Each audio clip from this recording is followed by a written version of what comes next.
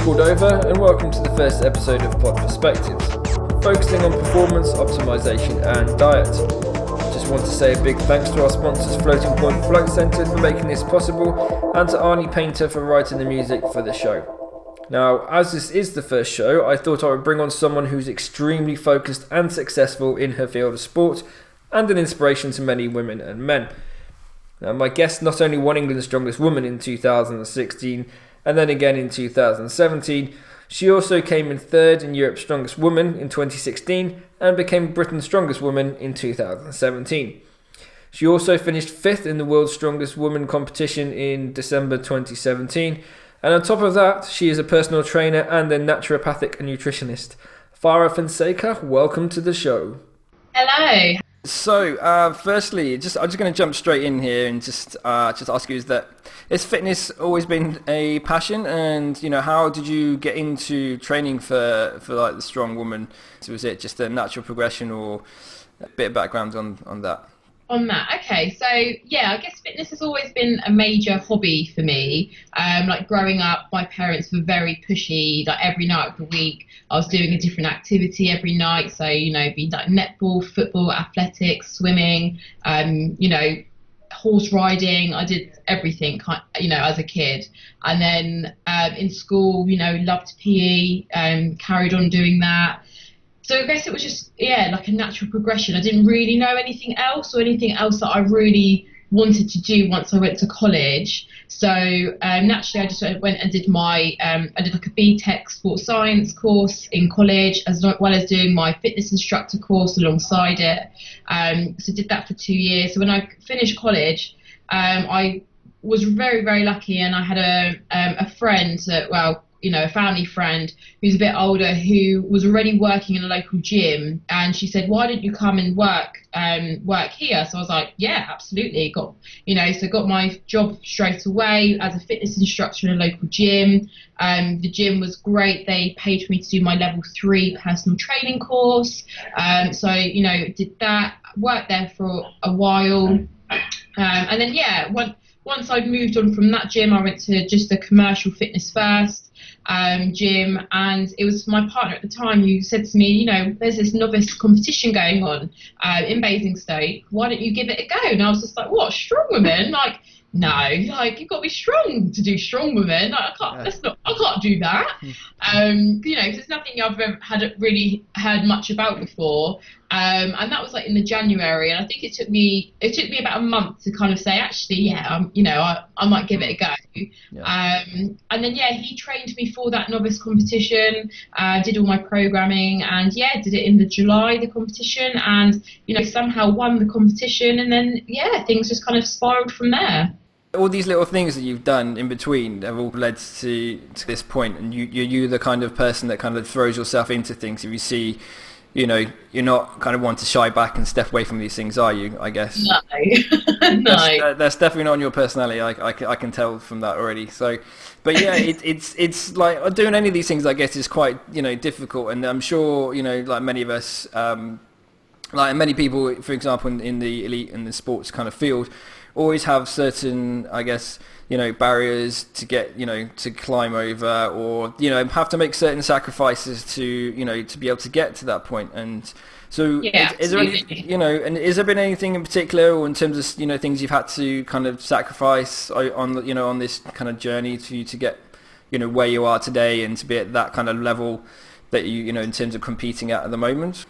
I guess for me, mainly it's the commitment really with training. So traveling over to different gyms.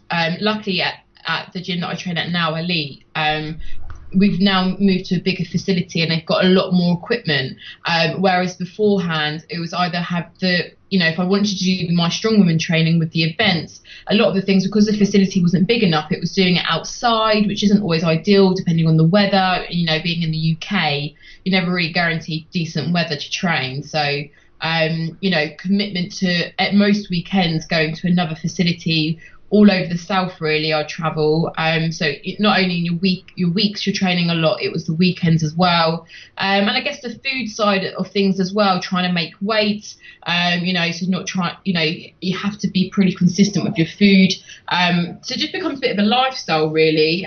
You need to make sure that you're eating enough to be able to train well in the week. To me, it's not really sacrifices. It's just the harder parts to get where you need to be. Yeah, I understand that, and I guess obviously you're trying to keep a good balance, with like family, friends, your own kind of time, because as I said before, you not only obviously train for strong woman competitions, you're a personal trainer, and you have, I guess, with clients with your naturopathic nutritionist work. So yeah. I guess you're a pretty busy individual, right? So yeah, it does get hectic. Boot camps. With the boot camps, I teach 15 classes a week. The PT, I'm very limited on my PT because it's the timing of it.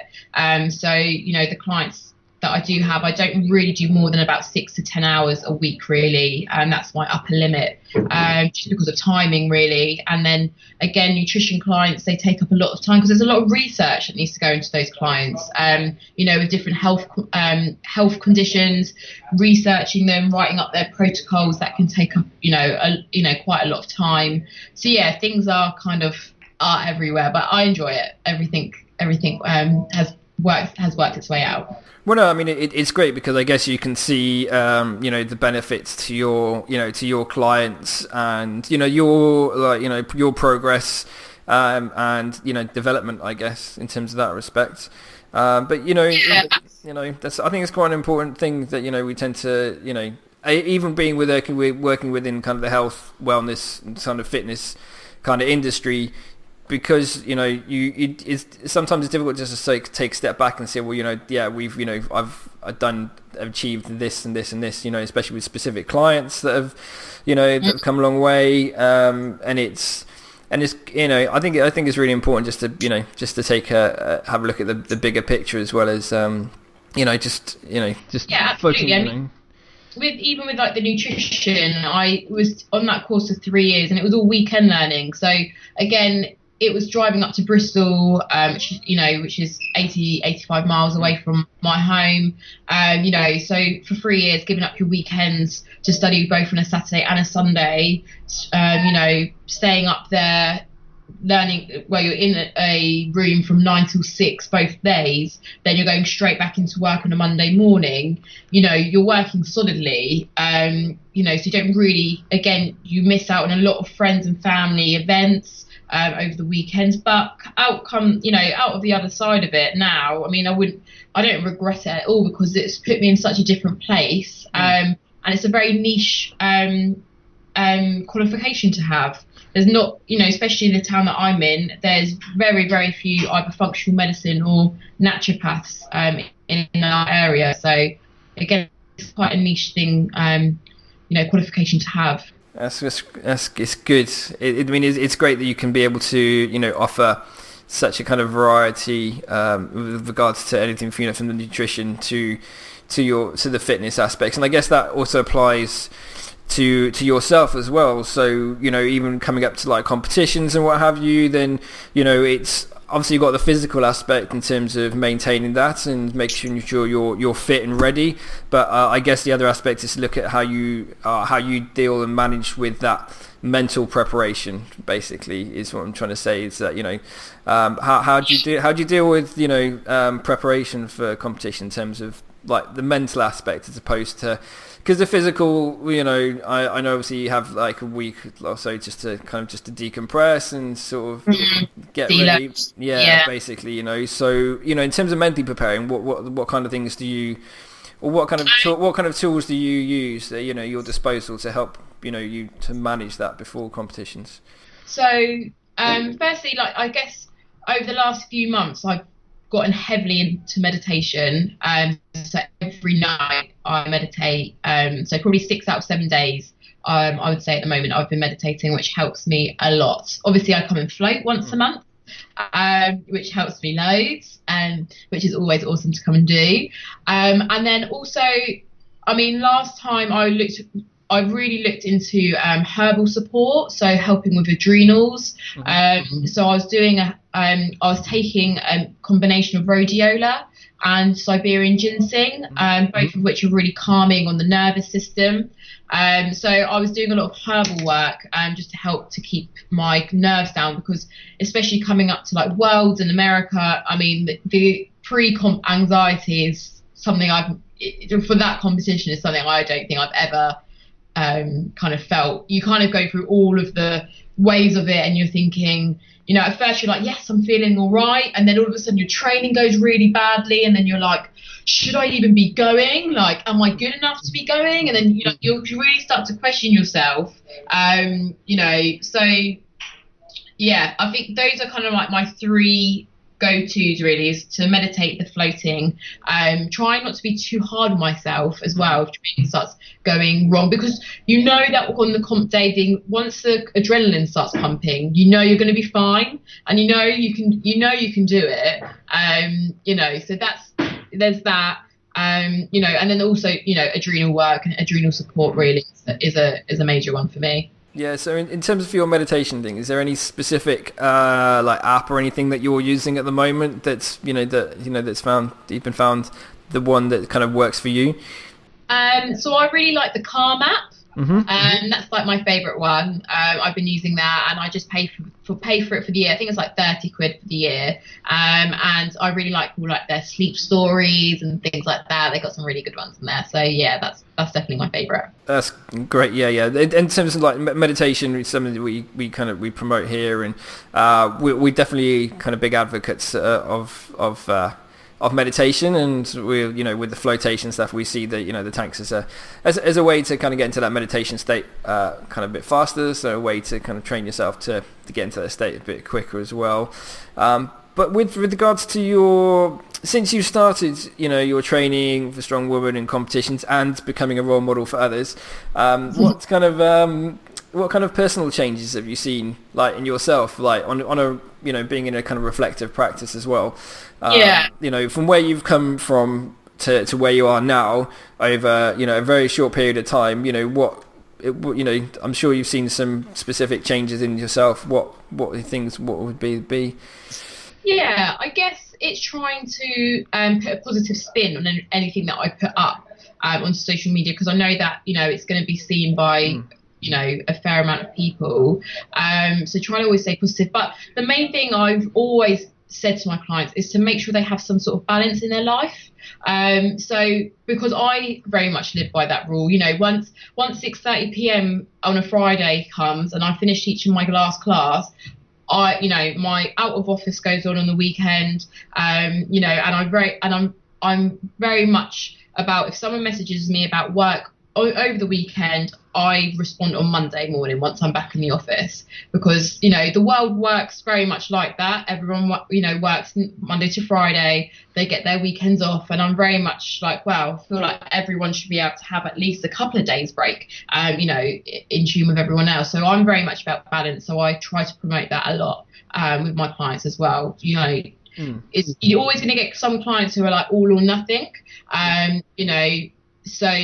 And that's fine, but because I'm personally very much about getting some sort of balance into my life, because it's very easy to let things take over, especially with training and nutrition, and you could be ridiculously OCD about it.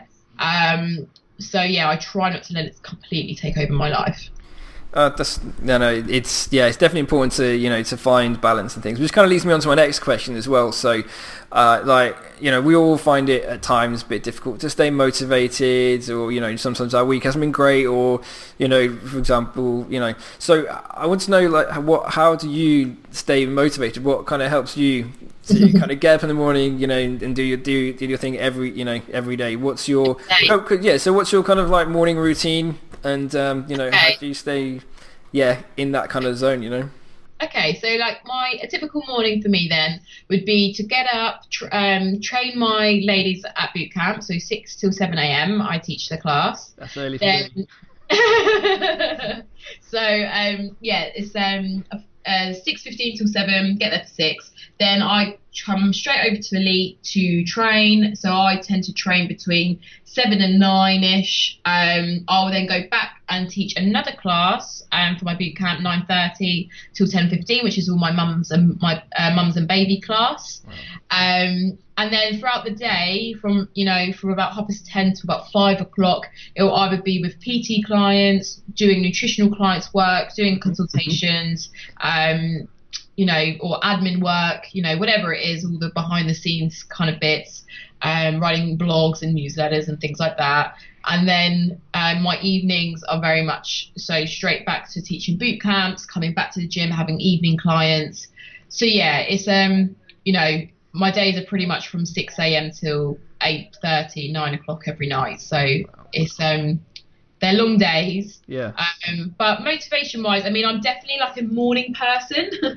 I'm definitely a big fan of an afternoon snooze, which I think most people know. Yeah.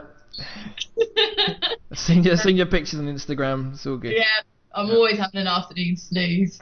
So I guess my training always has to get done in the morning. If I miss a morning, then it's so much harder come the afternoon to train. But I rarely miss the morning. There's nothing really that prevents me from training at 7 a.m. at that time. No.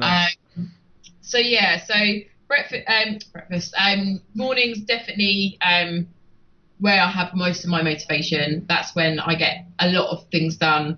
But yeah, I guess generally, otherwise, I guess with training, seeing other people train keeps me motivated, because this year especially, I really want to win England's Strongest Woman for a third time. Just to say I can, I've done it 3 times would be awesome. Yeah. So keeping on top of my game really this year is really important, to make sure and trying to utilise this off season as much as I can to get as strong as possible before the comp season starts. Wow, so you're this is kind of interesting, because this leads nicely into what I was going to talk about next, actually, because see, I'm kind of noticed this like a lot more. I mean, obviously we're quite active on kind of Instagram, and we follow a lot in terms of athletes and fitness and health and well-being aspects. But I'm tending to see that there is a lot more women that are getting into strength and conditioning, and I wonder, is there any kind of particular reason behind this? Because I've noticed that it's only maybe in the last few years that it's been kind of more, it's been more kind of prevalent really, or there's been more kind of media, more kind of interest, and more people posting and more people doing that. Is there just what reason would there be behind that? And do you think that's going to continue to grow? Where do you see that kind of going? Yeah, I mean, this has popped up a few times actually. A few people kind of have asked me this, like, it seems to be a lot more women getting into strength sports or, CrossFit, things like that. And I think on the most part, I think women want to feel strong. They want to be able to feel like they're independent, and they can actually take care of themselves if needs be, whether or not that's physically or mentally, because obviously training and going to the gym, whatever, has such a massive impact on your mental well-being, not just physically. So I think for that it's a major thing, and also again the social aspects, that's a massive part, not mentally as well, because you become friends with the people that you train with. So that in itself is a major thing. I'm hoping, especially for strong women. I mean, CrossFit's, they've got it covered. They're all over everything. But hopefully with strong women, even over this last year or two, I've seen a massive increase of the amount of girls who are coming through the England qualifiers, and they're coming, they want to start to get into it, or they're doing novice competitions. So that in itself is an awesome thing to see, and it just shows that actually it is becoming to get bigger, and there are more people and more women interested in it. No, I mean, I've been obviously, we've been aware, or we've seen kind of like generally like on TV, which has been a kind of a staple thing for like a number of years. Like we had the TV coverage for World's Strongest Man competition. Yeah. It's not something that I'm aware of, that there's like, there's that kind of level like TV coverage within the UK anyway for like World's Strongest Woman. Is that something Yeah, is that something that you'd see that, you know, over the next maybe couple of years, that, you know, that there's possibility that's going to be the case, or Yeah, what would you like to see? yeah. I mean, I definitely like to hope that it will. I mean, I still think that strongwoman is quite a new sport. You know, going back years and years, yeah, there was strongwoman, and strongwoman was on the telly at one point, and then it kind of faded out, and now it's only just kind of restarted to regrow again.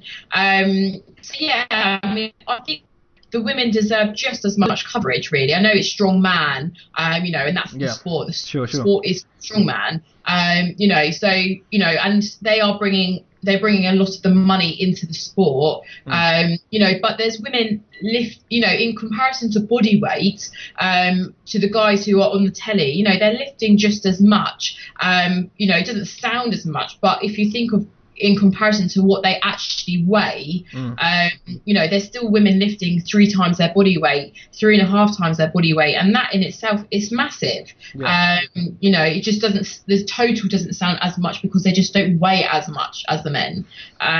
So yeah, I mean, I'm hoping that, you know, I know that they're thinking about bringing the Arnolds over to the UK. So the Arnolds, they've got them in Ohio, and also they've got one in Barcelona. They've got one in, I think it's like Hong Kong or China or somewhere over there. So they are dotted around, but yeah, they were speaking to Arnie last year. Someone put it up on their Facebook, I'm friends with, and he said that, yeah, he had a chat with him, and he's definitely thinking about bringing it over to the UK, which it'd be awesome. It'd be great exposure for the UK. No, I think so, because, I mean, you know, like you said, there's pockets of things happening kind of all over the place, but there's nothing like, you know, the UK, not say we're always like tends to be behind, but then like if you look to America, they're quite, you know, forward and, you know, trying to push things all the time.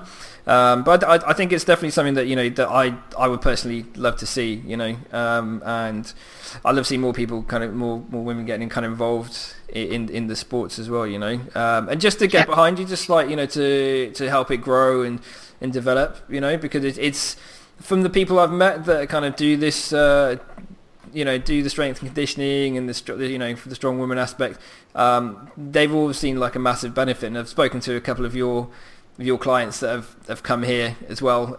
They you know, they love, you know, training, and, you know, it does have a great, you know, a big benefit for them, you know. Yeah, absolutely. You know, and it's amazing how many as well of my clients who from boot camp who are now starting to, they want to do the strong woman, because they see it as really, you know, inspiring, really. And they start, you know, each year I run a strong woman novice series, so it's 5 days over the year, that people can come and train with me. And each session we go through something different to do with strong women. So, you know, day 1 might be tie flipping, keg carrying, front squats and log. Then the next session might be doing the stones, you know, the yoke, the farmers, whatever it might be. So it's always going through something different, and that's always fully booked, you know. So the interest is there, you know, so people want, you know, more women do want to know more about it. So, you know, it's definitely becoming a bigger sport, definitely. Excellent, that's good. Like last couple of things I want to ask, actually. It's so I really want to look at the future, and just want to see, where do you want to be in a year's time, and, you know, how are you going to get there? Yeah. So it's an open question, that, because there's so many different answers, but I mean, obviously there must be a couple of things that, you know, you're very focused on kind of trying to achieve by you in the next year, you know. But yeah. I mean, okay, so I guess with strong women, it's, you know, ideally, in an ideal world, I would really, really, really like to win England's again. Again, Britain's, I would like to win again, as I won it last year. So I would, you know, I want to either maintain or improve. You know, so maintaining first would be awesome. And then another invite out to Worlds would be fantastic, and improving on that fifth place position that I got last year would be great. Well done for that, by the way. It's something we didn't really mention at the beginning, but, you know, it's quite a big thing, I guess, to be invited in the first place, and, you know, to finish 5th is pretty good. After how many people are competing? So in my weight category, I think there was just under 30. So you did fantastically well. Now that was your first time, right? Yeah, it was. Yeah. So yeah, I was very, very happy. Good. So that would be awesome. With the nutrition thing, this year's it's a big focus of mine to try to reach out for more women and try to do something a little bit more niche with it that's not really on the market. So I'm going to be working with the PR team as of March, and we've got a few things that we are working on. So stay tuned for that. So some big things hopefully coming next year whilst working with them. Oh, good, excellent. Okay, so finally, to the last question: what 3 rules do you live by? Like, what 3 things are like the most important that you have to follow? Okay. Yeah. So definitely balance, as I said before. But I probably say that on a daily basis to someone. You've got to find that balance in your life. Also, another thing is do what you enjoy to stay motivated. You're not going to stay motivated if you don't enjoy something. So even when people turn up to my bootcamp classes, and they're not feeling that motivated, I just ask them, do you enjoy coming? I'm not, if you don't enjoy it, then we can work on finding you something that you do enjoy, because it's the only way you're going to stay motivated, to continue progressing. And then lastly, I'd say every day's a school day. Continue trying to learn and educate yourself. I know I do that. Try to learn something new every day. Could be the smallest of things. But just trying to do something different every day to progress yourself is a major thing of mine. Fantastic. And so if our listeners want to find out more information on what you do and kind of what you offer, where should they go? Yeah, so my nutrition website is just www.farahfonseca.com. My boot camps is www.fonsecafitness.com, and then also I'm on Instagram, both just Farah Fonseca or Fonseca Fitness, for either or as well. So they'd be my 2 main places to find me. That's awesome. But yeah, we'll definitely be checking out later as well. But Farah, thanks for being on our first podcast and for being such a great guest. Oh, no worries. Thank you for having me. It's been an honour. Thanks very much. So we have some great guests coming up on our future podcasts. So follow the show on SoundCloud or iTunes as Pod Perspectives. We are also on Facebook, where we'll put all the links that we've mentioned in the show today. Thanks for listening. I'm off to go and lift some weights. So until next time, take care and stay healthy. Goodbye.